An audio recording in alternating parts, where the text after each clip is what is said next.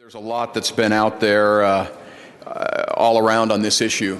And so as I got to thinking, I remember when I was called to serve in a local church position. And problems would come up, as problems always come up in organizations. And being new to the church organization, I thought, well, I've got a great idea for that. And the leader would say, well, let's look at the handbook. And then another problem would come up, and I'd have this great creative idea, and he would say, I got a great idea. Let's look at the handbook. Colleagues, we have the greatest handbook that was ever devised in the history of government. In fact, even our adversaries, William Gladstone, said this is the greatest work ever struck off by the brain or purpose of man. The founders called it a miracle repeatedly. And think about the miracle. It's beautifully simple. There are 7 articles in the Constitution that divide power among different depositories. First, they divide it between state and federal government, and then within the federal government, it's divided between 3 branches. And so Article 1 is Congress, and Congress shall execute the laws, not agencies. Article 2 is the president, and the president shall faithfully execute the laws, not make them. Article 3 is the courts, and they're the umpire. Call balls and strikes, but don't weigh into the political field. And then Article 4 is the states, that the states would have republican forms of government and be equal, distinct, and equal sovereigns. And then Article 5, of course, is how we amend it.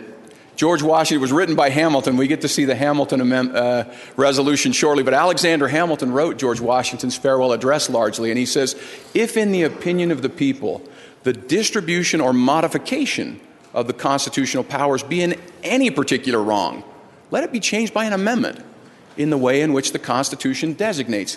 But let there be no change by usurpation, for though in one instance this may be the instrument of good, it is the customary weapon by which free governments are destroyed. Colleagues, we're seeing our government destroyed in front of our eyes. We see a court that is now weighing in and deciding what rights are rather than being an umpire. We see Congress that is $2 trillion just in the last year, the debt's increased. We see a president that's legislating with a phone and a pen, and it really isn't without regard to party. It's happening in the executive regardless. So nothing has changed in this resolution since last year. It's the same resolution. It does 3 things that allows us to fix the system, this unique, beautiful system that allocated and distributed power and checks and balances among state and national government, and then within the 3 branches of the federal government. That system is broken. And if we don't fix the system, we can build all the beautiful sandcastles we want on the beach, and the federal tide comes and washes them away one after the other. So here's the resolution. We had it last year. It's very simple. Impose fiscal restraints on the federal government. The debt increased $1 trillion just in the last 3 months when they removed the debt ceiling. The second is to impose jurisdictional limits on the federal government. Limit the jurisdiction of the federal government. We see it running into every area that affects every aspect of our lives. The third is to consider term limits on federal officers. And that's the resolution. That allows us to meet and discuss. We can't do what we can't first discuss. And nothing has changed in that. What has changed is from last year when we considered this, not only $1 trillion, we're $2 trillion more in debt, 2,000 new regulations, 80,000 pages of regulations. I asked our staff, we don't even read them. The regulations that affect our citizens every day, our own staff can't even keep up with them. And of course, we've got our president should have a Second Amendment. And it's hard to know where that's going. We have the power to affect the distribution and modification, as George Washington, as written by Hamilton, told us. Let it be done by an amendment in the way in which the Constitution designates.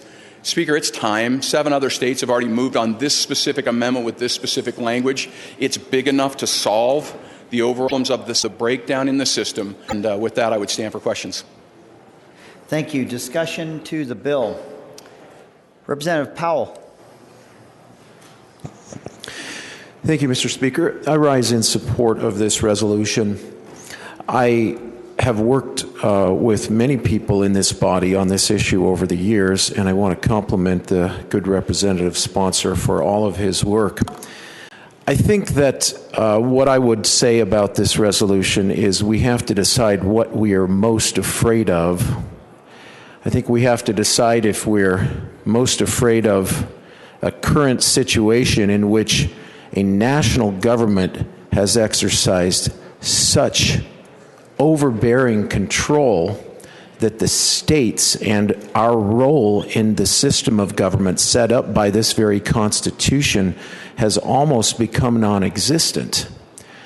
And are we afraid of a national government that not only through its legislative branch, but through its executive branch and even through its judicial branch has, even in the half century since we first began having this debate about whether a convention of states would be a good thing, has gone so far beyond what anyone could even imagine at that point that becomes, I think, it has to be the greatest fear that we can have in our country.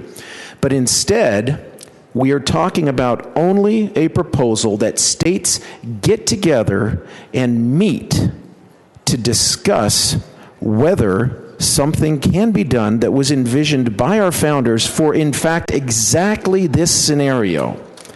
A scenario in which the federal government has begun to overtake the prerogatives and the desires of the states. It is, in fact, exactly what the founders wanted us to do, to have this sort of a convention meeting.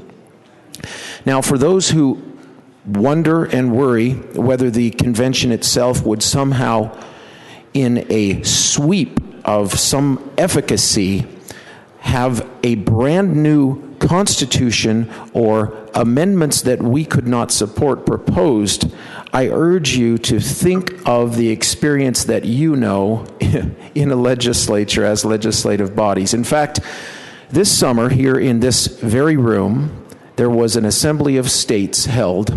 Many of us participated in that, and on this topic, many states came to begin to discuss the rules that we will follow when this convention is ultimately held. And the one lesson that I want to share with you from that is it was very hard to get agreement on any topic that we discussed. Why? Because we had 40 or so states represented here in this room, and coming to any decision or any consensus on a particular proposal took time. It took a legislative process that we're all familiar with, and ultimately those things that we came up with were consensus and were good policy. I suggest that that's exactly what's going to happen when this convention of states is convened, and the most important thing you can count on is that they will be your state legislator brothers and sisters who have the same motives, who have the same desires that you do, and finally we'll be able to restore this rightful balance that our framers envisioned, that we have come so far away from. So I strongly support this resolution and encourage you to do the same. Thank you. Thank you.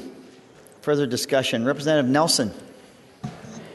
Thank you, Mr. Speaker. I want to speak in favor of this resolution. This is one of the most important resolutions we'll consider, one of the most important actions we will take. I would like to address some of the concerns that you've all received by constituents who are concerned about our Constitution and love our Constitution. Their first and primary concern is that this event will destroy our Constitution. They characterize it as a constitutional convention, and that is the first error. This is not a proposed constitutional convention. This is an amendment convention of the states. State delegates gather to propose amendments to the Constitution. It cannot run away. It is limited in scope by the call for the convention, by the resolutions. It's limited by restrictions on delegates that will attend the convention. It's limited by restrictive rules and procedures that the prior speaker referred to as we meet in an assembly of state legislatures and talk about rules and procedures. And finally, the ultimate protection is ratification by 3/4 of the states. Whatever comes out of this amendment convention must be ratified by 3/4 of the states. If the states don't like it, they defeat it. It takes only 13 states to defeat whatever is proposed by this convention.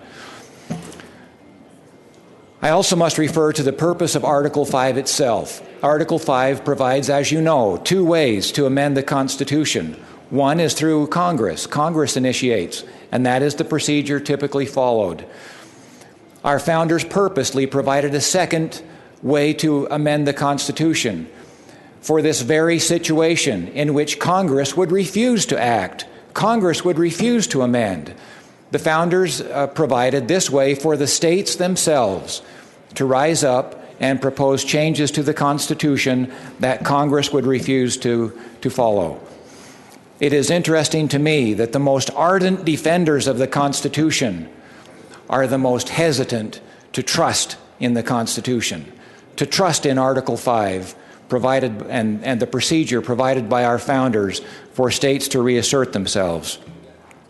Finally, once we satisfy the primary concerns of the opponents of an amendment convention, all they can say is, well, yeah, I see all of this, but now is not the time, they say.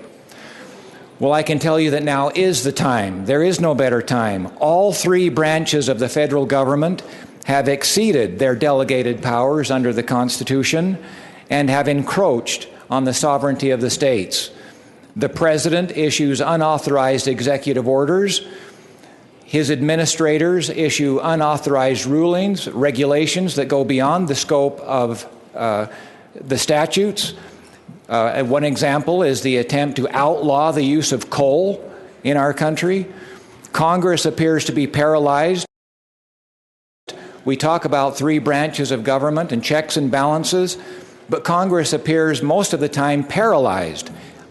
The excesses of or his administrative agencies. And they are, of course, faced in the Senate by the filibuster power that requires 60 votes for everything and is difficult to get. And finally, Congress has exceeded its power by addressing matters traditionally left to the states: health care and education, police power, family law, and so forth. The federal courts have also exceeded their powers by encroaching into areas traditionally reserved to the states. 20% of our state budget now is focused on administering and enforcing federal programs. States are now little more than agencies of the federal government to carry out federal programs. Now is the time for states to push back. As you know, I'm a strong proponent of a countermand amendment, which would authorize states to override provisions of federal law, whether statute or regulation. The governor of Texas recently issued be totally unrecognizable to our founders. It has so far exceeded its delegated powers. Today, the Constitution is hanging in the balance, and now is the time for the states to step forward, assert themselves, and rebalance the system in this country. Thank you. Further discussion. Representative Briscoe. Thank you, Mr. Speaker.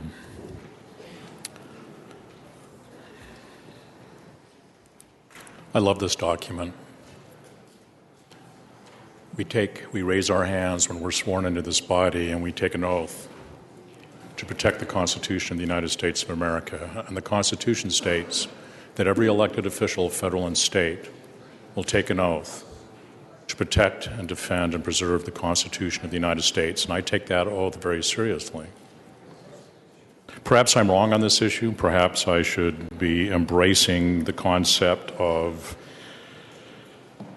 voting for this petition to send it on to the Congress so that they shall call a convention for proposing amendments, which in either case should be valid to all intents and purposes as part of this Constitution. It's not that we haven't amended the Constitution. Over 10,000 amendments have been proposed to the U.S. Constitution. We passed 27 of them because of the high bar that's been noted. So we've been judicious. We did 10 of them in one fell swoop.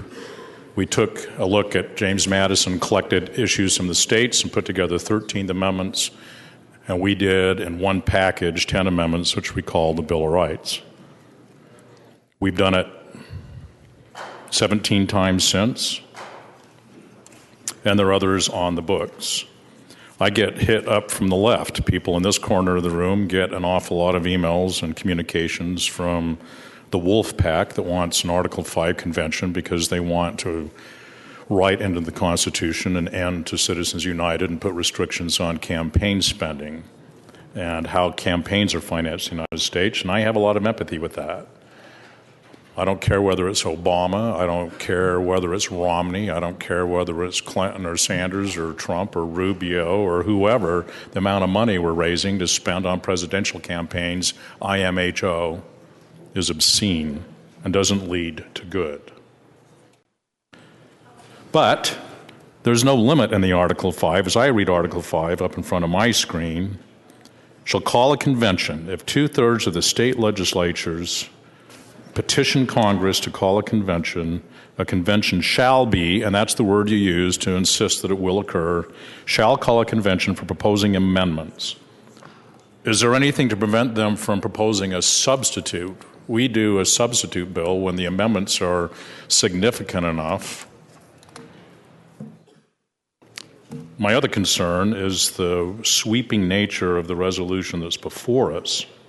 For the calling a convention of the states limited to proposing amendments to the Constitution of the United States that impose fiscal restraints on the federal government. I understand the intent, but I think that's a pretty big door. That's a C-130 plane dropping, tanks and jeeps off over the battlefield. Fiscal restraints on the federal government. There's an awful lot of things you could propose there. Limit the power and jurisdiction of the federal government. That is huge. Amendment process that we've used 27 times. Maybe there's a reason why we haven't done the convention of the states, and maybe it's because we've been a little bit skittish, because the first time we met, the last 3 or 4 years, and maybe some of it's simply the words you use. And but there's nothing to prevent the billions of dollars that people have out there through dark super PACs, or we don't need to know where they're getting their money from, to put out and build a political case for bypassing some rules. They have a fear of what's going to happen in a convention to propose amendments. And to me, I say, what is the biggest thing that could happen there? I mean, what if we adopted the Communist Manifesto? Do you think that 13 states are not going to oppose that when it comes out? So I look at that, I said, what is the biggest fear? The biggest fear to me is $19 trillion of debt. That's a national threat. The biggest fear to me is the overreach of our executive branch and the inaction of Congress, and also that have happened that we didn't think would ever happen. And the founders of the Constitution, the founders of our government, realized that in Article 5, we have the power as states to take back some of the balance in power and resolve some of the problems that we see as states. We created, as states, created. Today in our committee, we discussed an amendment or a resolution to repeal the 17th Amendment. Well, how's that going to happen if we do that? The only way that that's going to balk at that.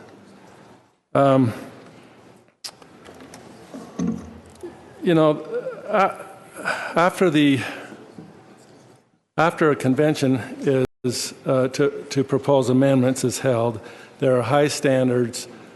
They'll work out the rules, and the same procedure will happen after the convention is over to ratify the amendments, as does Congress. And to me, I have a lot more faith in us states than I do in Congress to do the right thing. Anyway, I urge your support on this resolution. Thank you. Thank you. Further discussion? To agree to an amendment, after a convention were to be held, and you can clarify if Nebraska is included or not. Certainly, and for the clarification, we have 2 houses in every state except Nebraska. So a House and a Senate. Nebraska is unicameral, so that's 99 legislative bodies. 13 houses of those 99 could block an amendment that was somehow deemed unsavory to the people. So what you're saying is that there's a very high barrier to some sort of rogue amendment going through because of the number of bodies that would have Difficult requirements to create a historic district, and we required a 1/3 application and 50% plus one of so many diverse interests, and that was a difficult high barrier. In fact, some spoke against how high the barrier was. The founders knew. They put a check of 3/4. Politically, that is tremendous. And so anything most of the conversation and most of the communications I've received from people opposing this, the theme is the same. And the theme is that in the Constitution that we think so highly of, and in many cases believe in some ways that it's in jeopardy. One of the things that I have said before I arrived, and even in the legislature, and more so since I've been involved, an amendment. But I'm not afraid to exercise the process. It made sense when it was made. It was made sense when it was put in our Constitution. It's still there. We lost sight of that. And we, in many ways, continue to think that the answers of this great nation still reside in Washington, D.C. They named delegate, proud to represent Utah, not to formulate amendments, but to simply begin formulating potentially some rules that would govern the process. Proceed. When the Constitution was written, it was not written to protect everyone. We all know that. How do I know that everyone's rights will be protected? Had that same thought initially. And he thought that when there was a 3/5 provision in the Constitution, he thought that that was discriminatory, and that meant that African American people were 3/5 of a person, and nothing could be further from the truth. As Frederick Douglass pored through the Constitution and pored through the debates, he realized that that was a provision to sow the seeds to the destruction of slavery, illegal. That was in the first draft of the Declaration of Independence. Thomas Jefferson put in the very first draft that the king, one of the abuses, the king would not allow them to make slavery illegal. We can't even imagine that today. It was illegal to make slavery in our nation's history. So the Constitution did sow the seeds to make that happen. And then, as you'll know, just as George Washington said, if, in the opinion of the people, the modification or distribution of the powers be wrong in any particular, let it be changed by an amendment in the way which the Constitution designates. And we did that. We did that. We amended the Constitution to fix what is a horrific moment in the history of our United States. And we're now in moments where, very similarly, well, I shouldn't say similarly, excuse me, strike that. We're in a situation now where there is such an imbalance of power. The federal government is putting its chains, its power, respect lives, whether or not in continue to have their communities flourish the way they have for centuries, the way we've solved these other critical problems. Thank you, Mr. Speaker. Considering the climate of this country right now, I'm not. Thank you, Mr. Speaker. Will the sponsor yield to a question? Will sponsor yield to a question? Yes, Mr. Speaker. Proceed. Mr. Speaker, I would like to have a better understanding, because I've got an email here from actually a member of the body that manner the states would vote. Is it proportional based on population and representation in Congress, or is it based off of one state, one vote? Thank you, Representative. The was called by Virginia, and Virginia coined the phrase a convention of states. The Supreme Court later addressing Article 5 issues. And by the way, the Supreme Court courts have addressed Article 5 issues more than 40 times, including limiting the scope by the applications. But when they call it a convention of states, it is states that vote. It has always been one vote, one state, one vote. There were 33 conventions leading up to 1787. And so it informed their history of what a convention of states looked like. And in all of those, it was one state, one vote. Constitutional Convention, one state, one vote. And so similarly, the history and the nature of this is very clearly one state, one. It is based oftentimes in irrational fear, in my perspective. I also think that we brag a lot about how well the states are managed, and we brag a lot about how Utah is one of the best managed states and does this better and that better. I can't think of a better way for us to get involved and share best practices and try to set the ship in the right direction than getting something like this to occur and getting the right people around the table to try to fix the trajectory of the country. You know, I'm not one that typically rattles the saber around these types of federalism issues, but this is an important discussion. I applaud the sponsor for his bringing this forth, and I fully support this. Thank you. Thank you. Further discussion? Representative Christensen. Thank you. Representatives, my sense is that you've probably already read, studied, thought, pondered, perhaps already reached your decision on this. If you're open to just a few additional thoughts, can I share a few with you that I hope are germane? This proposal originated, not the concept, but the structure originated in a conference that was held about 2 years ago at Mount Vernon. Place that I cherish and beat a path to as often as I can in life, dreamed of as a boy. Told my parents one night at dinner when I was about 10, I said, guess, Mom, Dad, when I'm big, I want to be a lawyer. My dad said, why, son? I said, because Patrick Henry and Thomas Jefferson and John Adams. Questions that come up, whatever. I dreamed that maybe one day, I would be there. But I was invited to go, and at the last minute chose not to because I was afraid of a moment just like this, that I wouldn't be free to continue to ponder, to study, to make a thorough, principled decision, that indeed, rather than go there and consider something and draw a conclusion, you would be enlisted and irrevocably tied to whatever had to be done to bring us to this point. It seems like everyone that went to it has done just that. I respect their viewpoint, I respect their effort, but that's why I was concerned. I wanted to be free to be independent and objective and principled and thorough. On balance, as much as I support these three concepts, can I tell you why I don't think this is the right way to go? I think this is the ultimate potential for unintended consequences. The shortest distance between 2 points is a straight line. There is a straighter line to do these things. This isn't just some paranoid fear of any and all constitutional conventions. If you read Article 3 of the Constitution, they were only authorized to create the Supreme Court and such inferior courts as Congress shall later determine. The entire judicial system could be overnight changed because there was a subsequent Judiciary Act that could be redone.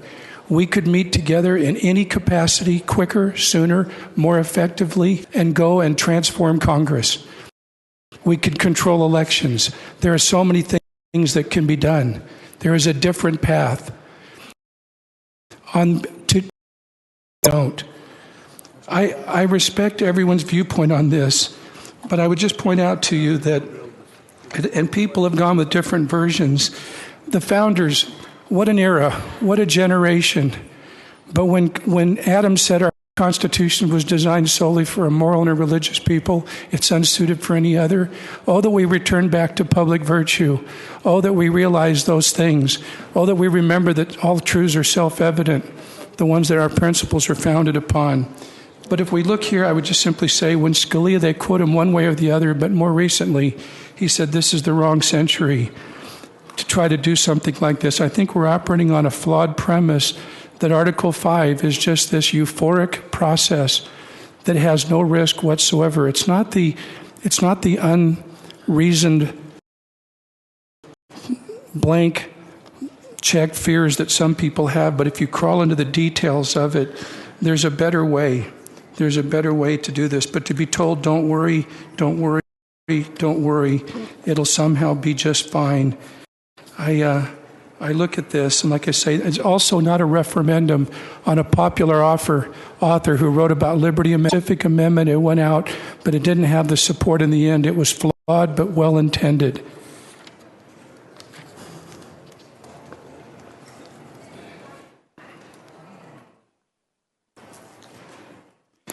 Karl Marx, of all people, said this, and it's chilling. A people severed from their roots are easily moved. The Supreme Court promised us that any implied rights had to be deeply rooted in our nation's history, tradition, and norms. Severed from our roots, let's not just go amend the Constitution. Let's go back and reaffirm the founding principles, the founding virtues, the era, the climate, the inspired setting. I don't see that same setting. I think there's a better way. I think we can accomplish the same outcome. We could gather, and I hope that we will, but to just simply empower them to go off, it'd be like picking 3 of our committees. Let the Education Committee, the Political Subdivisions Committee, and the Government Operations just go off by themselves, and we'll just accept whatever those 3 do, and then we'll come back and look at it later. There's so many analogies and metaphors that could be used.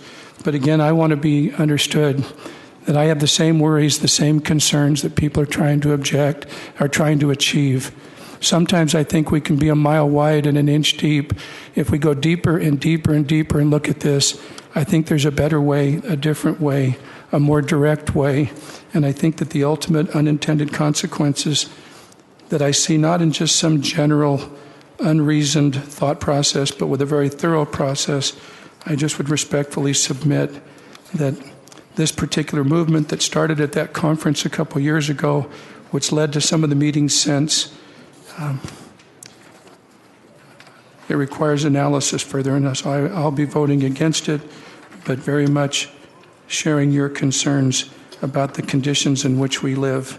But I believe that a reaffirmation of our Constitution, and that we, the people, with the 9th and 10th Amendment and all the powers that are embodied in it, keep in mind that the founders, in order to persuade the states in the chaos of the Articles of Confederation, to persuade the states to set aside their fears and to come forward and unite and become the United States of America, they included the 9th and the 10th, the Bill of Rights, and even Article 5.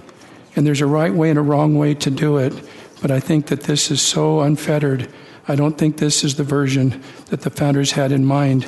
It may yet be a vehicle to come, but I think that this is this movement, although well-intended, I think doesn't have the principled restraints that it needs.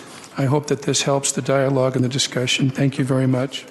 Thank you. Let me break in. Speaker announces a Rules Committee meeting. Rules Committee meeting for members of the Rules Committee in the Majority Caucus room. Speaker announces a Rules Committee meeting. Further discussion. Let me go to Representative Grover. Thank you, Mr. Speaker. I would move previous question. Previous question has been called. Has the effect of ending debate. Non-debatable motion. All those in favor say aye.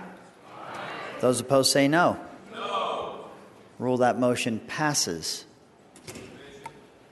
Division's been called. If 5 or more will stand, we will be in division. 1, 2, 3, 4, 5. Voting will now be open on the motion to call the question, which has the effect of ending debate.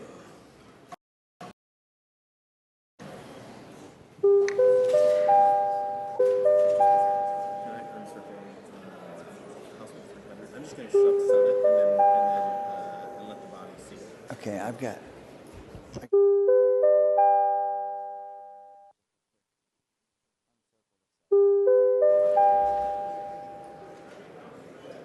Seeing all present having voted, voting will now be closed. The motion to call previous question, having received 54 yes votes, 17 no votes, receives the constitutional two-thirds requirement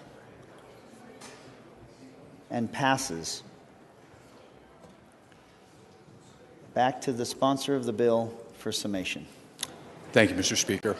I appreciate the discussion that we've had. There's been a lot of discussion around this throughout the last few weeks. There will continue to be more discussion, as there ought to be. I think I can summarize the discussion in perhaps 3 constitutions. Mr. Speaker, we have currently in the United States 3 constitutions. We have the 0% Constitution. That's the one that's in Washington. The 0% Constitution is when they ask the Speaker of the United States House of Representatives, under what constitutional authority did you pass the bill to invade in the health care? And her response was, are you serious? In Washington, we have a 0% Constitution. In fact, they don't even look or debate anymore as they used to what the constitutional provisions are for their actions. They simply act because they can, and the Supreme Court upholds what they're doing. We also have a 6/7 Constitution. That's the Constitution where only 6 of the articles should we consider to use. And under 6/7 of the Constitution, we effectively get the 0% Constitution. Because if we're looking at 6/7, then there is no effective check on the 0% Constitution that is happening in Washington every day. And then, of course, we have the 100% Constitution. And I agree with the representative from Draper. We need to reaffirm the 100% Constitution. We need to not be severed from our roots, and we need to reinstill the principles of our 100% Constitution. Because if we don't, we get this. We get the 0% Constitution by default. Doing nothing means agencies will continue to take over water. Enacting law, executing law, adjudicating law by unelected agencies will continue to get presidents that enact law with the pen. We get a court that enters into the playing field of public policy if we continue with the 0% Constitution. One thing that the representative from Draper said that I have to really take issue with, he mentioned the Mount Vernon Assembly as somehow of means that were inappropriate. There were a number of us that were there. The only reason there was a limit, it was the very first time that people got together to discuss process. It had nothing to do with this particular movement of an amendment, but to discuss process. And the reason it was limited is because that's all the chairs they had. The Mount Vernon Library is only so big, and it was first come, first serve. Anyone that wanted to be there logged in, and they were there. And we began this process of discussing what would this procedure look like.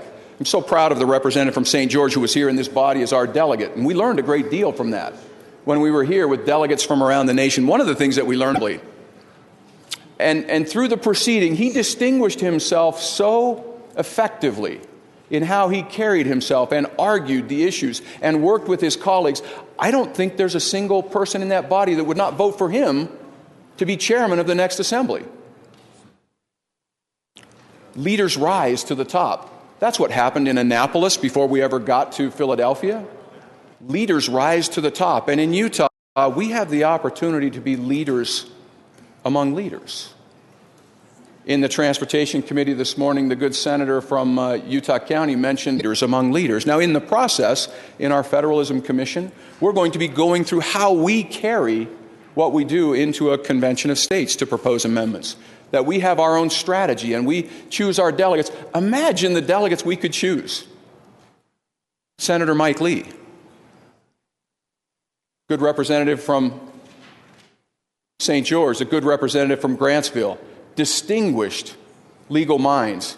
Our Senate president, who sat right up there in this assembly of state legislatures and conducted himself so well with esteem among people across the nation. Our young, scrappy, and hungry speaker here, who would go and battle for our state and the rights of our state. Think of the delegates we could send. Now, as we send delegates, they're our agents. They are agents of the state. Like any agency relationship, we can call our agents home. We give them specific instructions. And in fact, we already have a law in Utah. If our agents violate the scope of the agency that we give them going to a convention, it's a crime in Utah. This is a serious matter, but yet the impacts that we have in our nation are also tremendously serious. The representative mentioned the climate in our country. We have an African American president. We have two leading candidates for president that are Hispanic. When they talk about the rich and the powerful behind closed doors in Washington buy their favors by the minute. Our good Senator Mike Lee called it the dysfunctional favor bank. Our good colleague from South Jordan mentioned that in the omnibus bill just last month, a $2 trillion omnibus bill with 11,000 earmarks that are simply trading favors with the tax dollars of your constituents. When we talk about the poor, those on fixed incomes, their life and their livelihood is being traded away in Washington by the minute. We had just $2 trillion worth of it just a couple of months ago. The representative from Salt Lake mentioned our oath. He mentioned that the original convention was somehow run away in Philadelphia. Nothing could be further from the truth because they didn't have a constitution at the time. They had an Articles of Convention that was not working. They met as states under their plenary sovereign power as states. And in fact, James Madison says the power of the convention ought in strictness to be determined by an inspection of the commissions given the members of their respective constituents. He then spends the balance of Federalist 40 proving that the delegates from all the states properly followed their directions. To think that the first act of our country was somehow ill-gotten or inappropriate, I find that to be misguided. The application sets the agenda. When 2/3 of the states call the convention, those applications set the agenda. Think about what we are facing in our nation. Not just a balanced budget that the representative from Draper said, not just whether we increase spending to balance the budget, but fiscal restraints. We have the opportunity, think about that, we have the opportunity to discuss fiscal restraints where 30% of our state revenue is dependent on a federal government that itself every year says is broke. To discuss the totality of how do we bring into balance in a reasonable fashion fiscal restraints. We have the opportunity to discuss whether or not to propose amendments on the jurisdiction of the federal government. The representative from Draper said that that's so open-ended. It's not. It's a one-way street to discuss limits, not up. The 0% Constitution has given us increased jurisdiction of the federal government for 100 years. And we'll continue to get increased jurisdiction of the federal government under the 0% Constitution.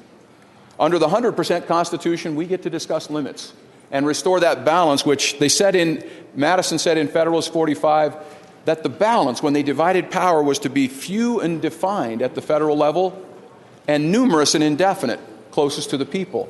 Imagine the opportunity to discuss limits, to get back to that balance that Washington said, if it be wrong in any particular, let it be changed by an amendment, but not by usurpation. And then we also get to discuss whether or not life tenure on the Supreme Court. When we have 4-4 now, we don't know what the Second Amendment looks like next year.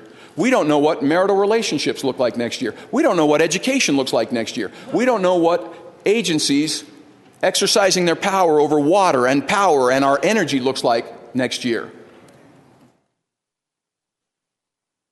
Because that's where our Supreme Court sits right now. Imagine the opportunity to discuss limits. Mr. Speaker, history, in fact, does have its eyes on us right now. We have a power, and as the representative from Salt Lake said, we swore an oath to all 7 articles. And we have a power, and with that power comes a choice. With choice comes responsibility. But not to choose is to choose.